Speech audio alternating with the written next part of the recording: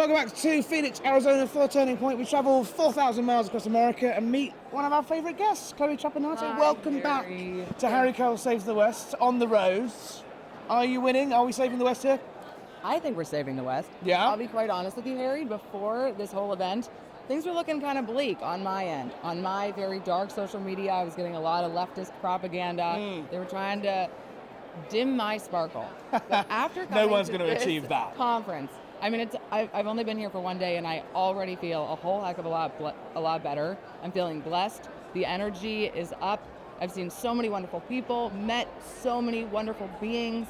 I mean, the spirits are up, and I really think that people are going to move on from this with a lot more confidence than they had beforehand, even despite the conservative civil war that's going on. Well, yeah, I mean, on that, this is like something I've never, the scale of this is like something you don't really get in the UK, that's for sure. Yeah. But also, you don't normally get the leaders of, so-called leaders and influencers of the movement taking actual chunks out of each other on the stage. We've obviously been talking about this. We've been following the sort of, as you call it, the conservative civil war. I mean, that was an extraordinary evening last night where you had Erika Kirk publicly mocking, and rightly so, I'd say, Candace Owens. But then you had Ben Shapiro going after Nick Fuentes, Tucker Carlson, Megyn Kelly, and then they're all backstage, presumably, being like kept apart. Really? I didn't know that backstage. They're holding each other back. Exactly. Well, they must be. Well, because it's getting quite heated, right? It is. Now, it's been boiling for the past couple of weeks, or at least it's been getting to that boiling point, and this was the boiling point. This was the turning point, if you will. And I do feel like the faucet has been turned off. The temperature has gone down.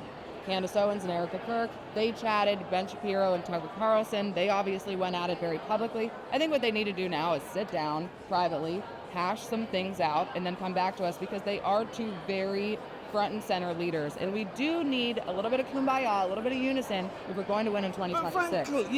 26 and then 28. But frankly, this kind of stuff needs calling out, doesn't it? You've got Candace Owens spouting conspiracy theories, the French Foreign Legion and Egyptians, and even people inside Turning Point are somehow covering up facts about Charlie Kirk's death.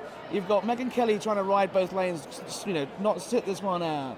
You've got Tucker Carlson platforming Nick Fuentes, refusing to criticize anyone, basically lecturing the crowd last night about Islamophobia of all things.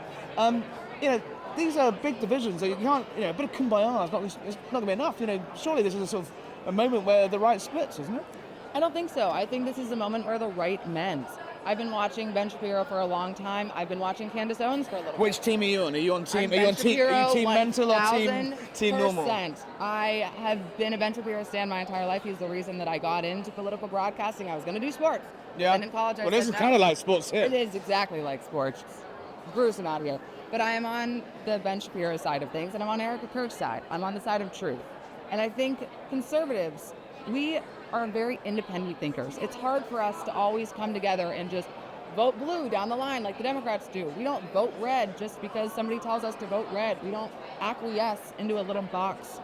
So it's difficult for conservatives because we are such independent thinkers. However, we need to remember that conservatism is founded on the principles of freedom, liberty, happiness, and the freedom of speech. I mean, we have the core principles and core pillars of conservatism that I think if we just try to follow and use that as our North Star and try to tune out the rest of this nonsense, we will be able to succeed. But again, I think it's about... Isn't there a wider issue going on as well, though, which is basically the direction of America and its relationship with Israel, I think, is the underlying tension amongst a lot of this. People who want America and Israel to go their separate ways after 60 years as being incredibly close allies. Charlie Kirk was a sort of bulwark to a lot of the sort of far-right fringe of the Republicans that are now actually, they're the ones with the microphone, and they're seizing this opportunity to try and tilt not just President Trump, but JD Vance away from Israel.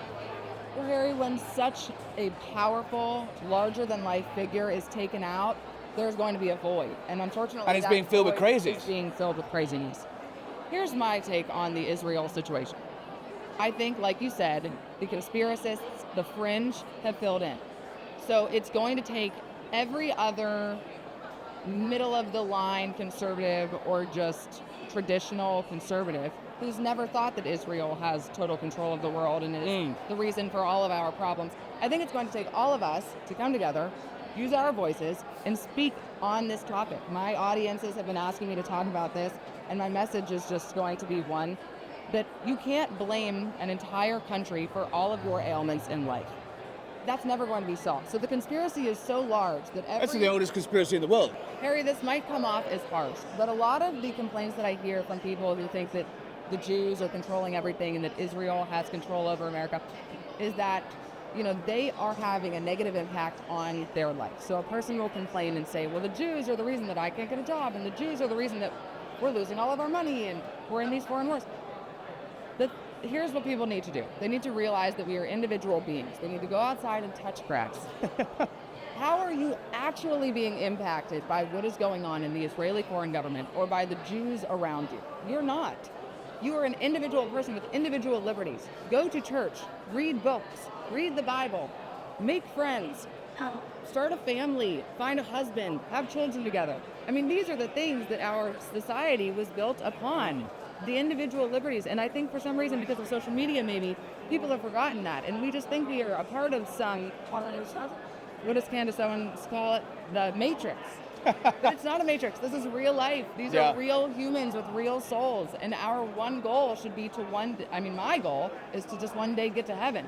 I want to have a good family, raise good children, and have a good life, and I'm not too worried about all of the stuff going on out here. So I think politics is very important. I think obviously foreign policy is very important. Yeah. I'm going to continue to try to use my platform to just educate people, plain and simple, on the facts. But I think conservatives, it would do them very well to try to tune out the drama because we have so much good going on. Yeah. Donald Trump is doing so many wonderful things in office, so focusing on that would be... Easy. It's the end of 2025 now. Yes. Heading into the second year of the second term, of the second coming of Donald Trump. Yes. Out of 10, what are we thinking? Yeah, it's true. I'm give him an 8.5. 8.5 is pretty high. Plus. So I thought the other remarkable moment we've had here so far is Erika Kirk publicly endorsing JD Vance to be the next president. That's 3 years away. Yes, obviously the cycle is beginning, or is at the beginning of it.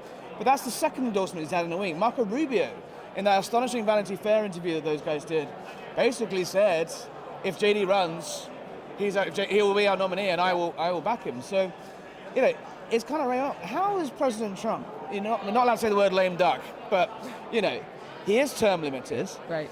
He's facing a very tricky midterms next year. He could potentially lose control of Congress, and then he's into a whole impeachment 3.0 and all that. How do you think he's going to take this guy who he basically made a superstar? It's taking his limelight. It is still the Trump show, right?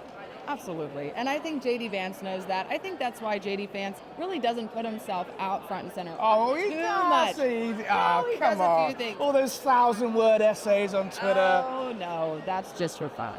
I honestly think that the president is going to be very happy for Vice President Vance if he decides to run. I think he will back him full-heartedly.